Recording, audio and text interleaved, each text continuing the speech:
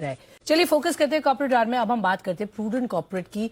4 जून 2003 को शुरू हुई थी ये कंपनी। एएयूएम और कमीशन के मामले में दिग्गज म्यूचुअल फंड डिस्ट्रीब्यूटर्स में से ये एक नाम है। ये mutual fund products, insurance solution, stock broking service सहित कई और सर्विसेज देती है। आज कंपनी के मैनेजमेंट से हम म्यूचुअल फंड इंडस्ट्री का हाल, दूसरी कंपनियों से मिल रहे कंपटीशन पर बात करेंगे। साथ ही एक्टिव क्लाइंट्स कैसे बढ़ाए कंपनी, इस पर हम फोकस जरूर करेंगे। एयूएम के टारगेट, आगे के आउटलुक पर क्या है कंपनी का व्यू। स्वागत करना चाहूंगी कंपनी के सीएमडी संजय शाह हमारे साथ शो में जुड़ रहे हैं। सर बहुत बहुत स्वागत है। Good morning and happy new year to you sir. सबसे पहले आपसे इस वक्त बिजनेस क्या है, कैसा चल रहा है, किस तरीके की ग्रोथ देख रहे हैं। मार्केट ऑफ कोर्स थोड़ा वॉलेटाइल रहा है म्यूचुअल फंड इंडस्ट्री में, बट अब चूंकि हम इस नए साल में एंटर कर चुके हैं, किस तरीके की प्रोजेक्शंस देख रहे हैं in terms of growth sir? Thank you Swati ji. एक तो आपके सारे व्यूअर्स को बहुत सारी शुभकामनाएं 2023 के लिए। और मैं आपको पहले एक बार बताऊंगा 2022 के बारे में। तो ओवरऑल अगर आप म्यूचुअल फंड इंडस्ट्री की बात करें तो 2022 के अंदर एयूएम हमारी करीबन पूरे साल के अंदर 37 लाख करोड़ से 40 लाख करोड़ की तरफ पहुंची है। तो करीबन 8-9% का ग्रोथ आया हुआ है। बट उसमें आप इक्विटी एयूएम देखोगे तो वो 17 लाख करोड़ से 20 लाख पहुंची। तो ये जो भी ग्रोथ लास्ट एक साल में आया है वो मेनली इक्विटी साइड की तरफ आया हुआ है। एक सबसे बड़ा स्ट्रॉन्ग फैक्टर अगर लास्ट एक साल का मैं बताऊं, या तो ओवरऑल अगर कैपिटल मार्केट की बात बताऊं, तो SIP, which is basically very very huge miracle for all of us. तो जो लास्ट ईयर में 11,300 करोड़ का हमारा एसआईपी शुरुआत के अंदर बेस था, वो करीबन मेरा मानना है दिसंबर का नंबर भी आना बाकी है, वो 13,500 करोड़ के आजू बाजू आएगा। और एसआईपी नंबर जो 5 करोड़ लोग इन्वेस्ट कर रहे थे एसआईपी अकाउंट, वो 6 करोड़ की तरफ पहुंचे हुए। तो ओवरऑल आई थिंक 2022 एक बहुत ही स्ट्रॉन्ग बेस के ऊपर खत्म हुआ है, और वो आई थिंक ओवरऑल इंडस्ट्री के लिए बहुत ही अच्छा है। अनदर पॉजिटिव पॉइंट अगर आप देखोगे तो महीने का हम 13,000 करोड़ रुपया जो रिटेल से इकट्ठा करते हैं वो 6 करोड़ अकाउंट से आते हैं। तो आप समझ लीजिए एवरेज अमाउंट है 2200 रुपये की। तो ये रिटेल का जो इंडिया की जो स्टोरी है, डेमोग्राफी है, उसका dividend I think capital market को मिल रहा है। तो लास्ट ईयर दूसरे तरीके से अगर आपको मैं 2023 का अगर आप लेटेस्ट प्रोजेक्शन की हम बात करें तो ये जो 13,000 करोड़ रुपया महीने का आता है एसआईपी का, उसको अगर आप सालाना देखोगे तो करीब 1,65,000 करोड़ होता है। Against the total equity AUM हमारा आज की तारीख में 21 लाख करोड़ है। तो 7 से 8% आपका SIP input value almost satin है। तो वो उतना ग्रोथ तो आपको दिखना ही चाहिए मार्केट आपके एयूएम के अंदर। दूसरा मेरा मानना है कि आपका एफडी का रेट आज की तारीख में 60% के आजू बाजू चल रहा है। अगर इक्विटी का रिस्क प्रीमियम अगर आप 4-5% ऐड करते हैं तो 12 से 13% के आजू बाजू आपका मार्क टू मार्केट गेन होना चाहिए over a period of time. एक आध साल आगे पीछे आई थिंक मार्केट का अगर मार्केट थोड़ा रेंज बाउंड जाता है वो बात अलग है। तो ओवरऑल लास्ट एक डिकेड म्यूचुअल इंडस्ट्री का बहुत ही अच्छा रहा हुआ है। आने वाला डिकेड भी मुझे बहुत स्ट्रॉन्ग दिख रहा है। उसके दो मैंने रीजन आपको बताए, एक तो स्ट्रॉन्ग एसआईपी बुक, दूसरा मार्क टू मार्केट। तीसरा पॉइंट मैं आपको बताना चाहता हूं बियॉन्ड 30 सिटीज। अगर आप 2017 में देखेंगे तो बियॉन्ड 30 सिटी से सिर्फ 9% एयूएम आती थी, आज की तारीख में 22% पे पहुंची हुई है, thanks to all additional incentive जो सेबी ने अलाउ किया हुआ है बियॉन्ड 30 सिटीज के अंदर। Okay fair enough. तो आपने रीजंस दिए कि क्यों इंडस्ट्री अच्छी ग्रो की है और आगे आउटलुक भी स्ट्रांग दिख रहा है। पेनिट्रेशन लेवल्स ऑब्वियसली यहाँ पर हमें अच्छे अपॉर्चुनिटी की तरह दिख रहे हैं। आपने जैसे बताया 30 सिटीज में जो शेयर था वो बढ़ गया है और अब आप देख रहे हैं लोग ज्यादा आ रहे हैं आगे एसआईपी के फॉर्म में। तो एसआईपी की ग्रोथ जो आपने कही सर, कितनी एंटिसिपेट कर रहे हैं एवरी ईयर ऑन ईयर अगर हम बात करेंगे ग्रोथ? क्योंकि अभी पीछे कुछ महीनों में या साल भर से हमने देखा है मार्केट में पार्टिसिपेशन बढ़ा है रिटेल इन्वेस्टर्स का। तो ये जो ट्रेंड है कब तक आप देखते हैं बढ़ते हुए at a very consistent growth क्या रह सकती है, क्या ग्रोथ रेट होगी सर? देखिए स्वाति जी, ओवरऑल मैं आपको एक एग्जांपल देता हूं। जैसे कैम्स ने अभी उनके रिपोर्ट में कहा था कि कैम्स आज की तारीख में 2.4 करोड़ इन्वेस्टर्स को सर्विस करता है। उसमें से आज भी 56% लोगों ने एसआईपी नहीं चालू करी हुई है। तो आप समझ लीजिए कि सिर्फ 1.25 करोड़ लोगों की एसआईपी कैम्प इसमें है। तो करीबन 2-2.5 करोड़ लोग, टोटल 3.5 करोड़ इन्वेस्टर्स है इंडस्ट्री के अंदर, उसमें से 2-2.25 करोड़ लोगों ने एसआईपी चालू करी है। तो मेरा मानना है एसआईपी एक रिटेल है और वहां पर मुझे कहीं ना कहीं कोई दिक्कत नहीं दिख रही है।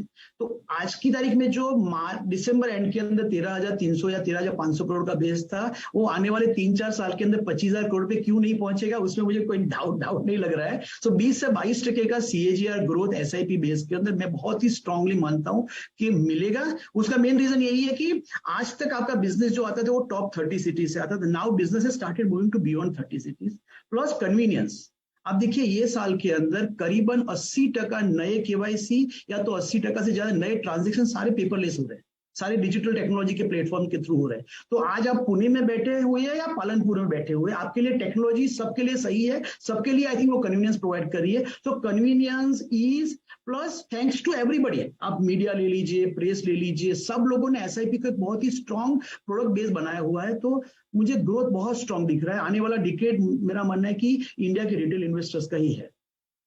उम्मीद कर रहे हैं कि ये आने वाला डेकेड रिटेल इन्वेस्टर्स के लिए हो।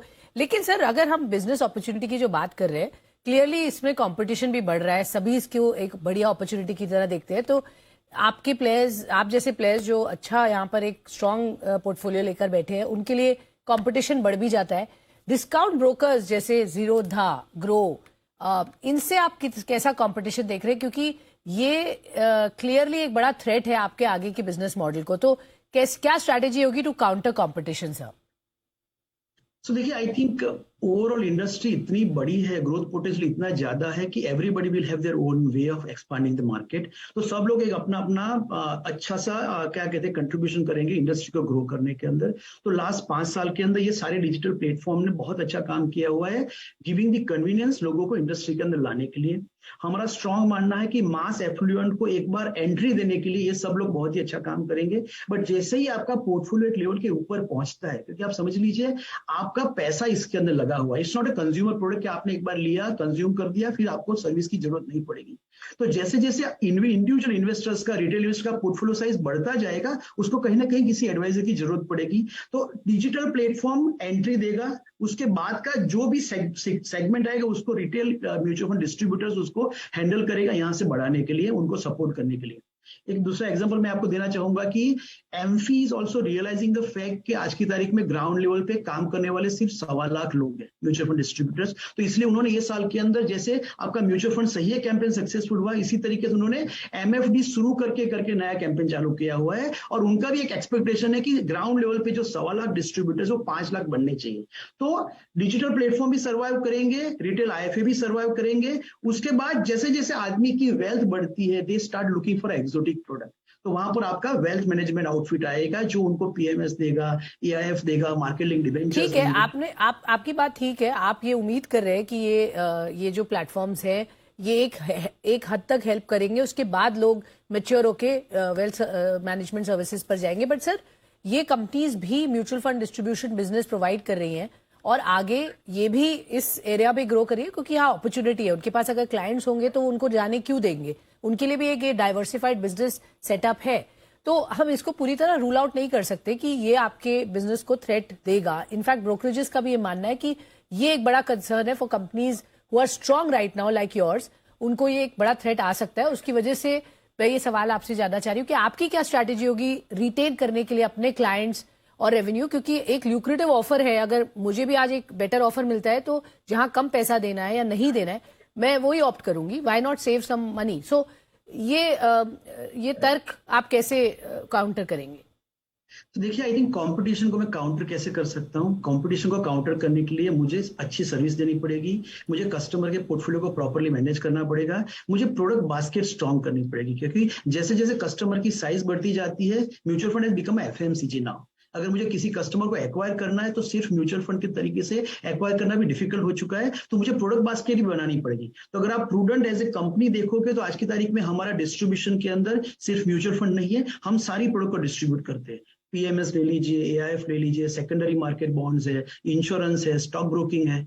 सो ओवरऑल प्रोडक्ट बास्केट हमारी बहुत स्ट्रांग है। वही सारी प्रोडक्ट बास्केट हमें कस्टमर को रिटेन करने के लिए और कस्टमर एक्विजिशन करने के लिए हेल्प करती है। But at the end of the day मैं दोबारा कहना चाहूंगा कि मार्केट यहाँ से बहुत स्ट्रांग दिख रहा है। अगर ये 40 लाख करोड़ का मार्केट 100 लाख करोड़ होने वाला हो आने वाले 5 साल के अंदर, तो वहां पर सब लोगों का प्ले होगा।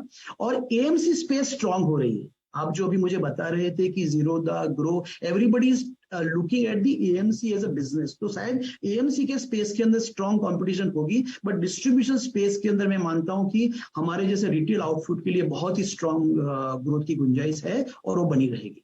सर, पहले तो मैं आपसे अब 2 सवाल जानना चाहूंगी, स्ट्रैटेजी आपकी समझना चाहूंगी। एक तो नंबर ऑफ एक्टिव क्लाइंट्स क्या है इस वक्त और किस तरीके की एडिशन हम देखेंगे कमिंग ईयर में क्या टारगेट्स रखे हैं, अच्छा अगर रिस्पॉन्स आ रहा है तो वो क्या सस्टेनेबल होगा, और साथ ही में AUMs क्या है इस वक्त और क्या AUMs टारगेट रखे हैं अगले साल के लिए, क्योंकि आप कह रहे हैं अपॉर्चुनिटी बहुत है और यहाँ पर अच्छी ग्रोथ एक्सपेक्ट कर सकते हैं, तो नंबर क्या होगा? स्वाति जी, पहले मैं आपको बताना चाहूंगा कि प्रूडेंट कॉर्पोरेट एक यूनिक वे से इंडस्ट्री में काम करता है। पूरी इंडस्ट्री अगर आप देखोगे तो वो B2C है, जहां पर वो रिलेशनशिप मैनेजर को रख के कस्टमर के पोर्टफोलियो को मैनेज करते हैं। हमारा जो है बहुत ही लार्जेस्ट रिटेल डिस्ट्रीब्यूशन नेटवर्क है, जहां पर रिटेल IFA हमारे साथ जुड़े हुए हैं। तो हमारा मेजर ड्राइवर है ग्रोथ का, कितने नए IFA हमारे साथ जुड़ते हैं। तो आज की तारीख में हम करीबन 27,000 लोगों के साथ काम करते हैं रिटेल वेल्थ मैनेजमेंट का। तो ये जो मेरा हर महीने का हम करीबन 400-500 लोगों को ऐड करते हैं। हमारा एक्सपेक्टेशन है इस साल के अंदर 5,000 लोगों को ऐड करने का, और हम वो पर्टिकुलर टारगेट के लाइन के अंदर है, वो टारगेट को अचीव करने के लिए। तो आई थिंक हमारा जो सबसे बड़ा टारगेट था वो नंबर ऑफ IFAs को जोड़ना, वो बहुत ही स्ट्रांग है। दूसरा हमारा टारगेट होता है ग्रोथ के लिए SIP बुक का। तो मैं आपको बताऊं, लास्ट ईयर मेरी SIP बुक थी करीबन 384 करोड़ की। जब मैं आपसे भी बात कर रहा हूं तो मैं करीबन 484 करोड़ के ऊपर पहुंचा हुआ हूं। तो महीने का हम करीबन 450-500 करोड़ रुपए SIP से इकट्ठा करते हैं। वो बहुत ही स्ट्रांग विजिबिलिटी देता है मेरी AUM की ग्रोथ का। हमारे AUM में करीबन आज की तारीख में 56,000 crore, and we are the second largest retail wealth manager of the country. और वहां पर नंबर ऑफ कस्टमर करीबन हमारे पास 15 लाख है। तो आप समझ लीजिए कि जो करीबन एवरेज 3 लाख 3.5 लाख रुपीज वाले कस्टमर को हम मैनेज करते हैं वहां जी पर। आपका जो सवाल था डायरेक्ट वाला, तो वहां पर बहुत ज्यादा हमें प्रेशर नहीं आता है ये जी फिनटेक प्लेटफॉर्म का, क्योंकि वहां पर एडवाइजर उनको फिजिकली एडवाइस करता है, उनको मिलता है, उनको एडवाइस देता है। बट सर, मार्केट जो थोड़ा सा वॉलेटाइल है, इसके वजह से जो कंसर्न्स हो सकते हैं, और अभी भी मार्केट थोड़ा नीचे की तरफ आया है, उसकी वजह वो कितना बड़ा कंसर्न है, और मार्केट को लेकर क्या प्रोजेक्शंस है फॉर 2023? क्या जिस मोमेंटम को हमने 22 में देखा वो बनेगा? क्योंकि SIPs ऑब्वियसली तभी ज़्यादा लोग आएंगे और पार्टिसिपेट करेंगे, तो क्या आप कॉशियस है? आई थिंक कॉशियस है, हम लोग कॉशियस है। और ओवरऑल अगर आप देखोगे तो लास्ट 2-3 महीने के अंदर या लास्ट 6 महीने के अंदर एक अच्छा चेंज हम इन्वेस्टर की बिहेवियर में वो देख रहा है कि मार्केट की हाई के ऊपर रिडम्पशन आता है, मार्केट के लो के ऊपर नहीं। तो आई थिंक इन्वेस्टर्स ऑल्सो, अगर मार्केट के टॉप के ऊपर अगर थोड़ा सा रिडम्पशन आता है तो you also have feeling of satisfaction कि किसी ने प्रॉफिट बुक करा हुआ है जो शायद वापस आएगा नीचे के लेवल पे। नंबर 1। नंबर 2, ओवरऑल इंडस्ट्री में अगर आप देखोगे तो जो रिस्क को मैनेज करने वाली प्रोडक्ट कैटेगरी है एक आपकी बैलेंस एडवांटेज फंड कैटेगरी, वो लास्ट 5 साल के अंदर उभर के आज की तारीख में उसके अंदर 2 लाख करोड़ रुपया है। जहां पर एवरेज अगर आप 2 लाख करोड़ की BEF की कैटेगरी में average equity investment is 1 lakh crore, तो 50% कैश है उनके पास। और ये category dynamically between large cap, mid cap, between debt and equity market के वैल्यूएशन के मुताबिक अपने लेवल को एडजस्ट करती है। वो भी एक बहुत ही अच्छी कैटेगरी उभर के आई है। तो overall I think investors also become little bit matured, वो भी। और प्लस रिटेल इन्वेस्टर में होता क्या है कि अगर मार्केट नीचे जाता है तो उनको मालूम है कि भाई हर एक लेवल पे मैं इन्वेस्ट कर रहा हूं तो मुझे नीचे के लेवल पे NAV नीचे जाएगी तो ज्यादा यूनिट मिलेंगे।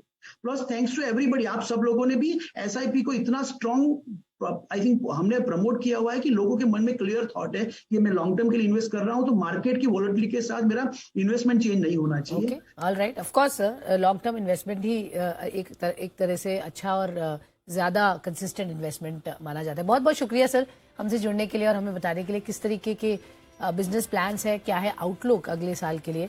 धन्यवाद, आपने हमें समय दिया। तो ये थे संजय शाह साहब, CMD ऑफ प्रूडेंट कॉर्पोरेट, हमसे बातचीत